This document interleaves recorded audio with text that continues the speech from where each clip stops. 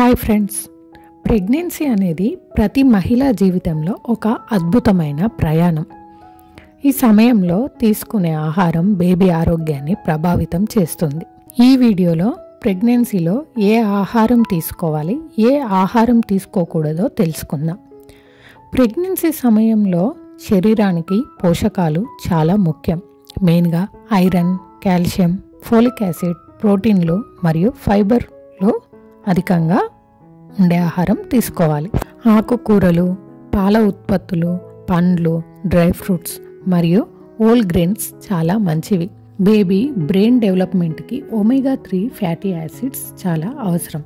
ఇవి ఎక్కువగా fish, salmon, walnuts, chia seeds, eggs మరియు అవకాడోలో ఎక్కువగా ఉంటాయి. అదేవిధంగా బయట ఫుడ్ని, ఎక్కువ కెఫైన్ని, అన్పాస్చరైజ్డ్ మిల్క్ ప్రోడక్ట్స్ని మరియు రా ఎగ్స్ ఆర్ పూర్తిగా ఉడకని ఎగ్స్ని అవాయిడ్ చేయండి. ప్రతి వ్యక్తి శరీర పరిస్థితులు వేరు, అందరికి ఒకేలా ఉండదు. అందుకే డాక్టర్ లేదా న్యూట్రిషనిస్ట్ని సలహా తీసుకొని ఆహార ప్రణాళిక రూపొందించుకోండి. ఆరోగ్యంగా తినండి, ఆనందంగా ఉండండి. మీ బిడ్డకి ఉత్తమ ఆరంభం ఇవ్వండి.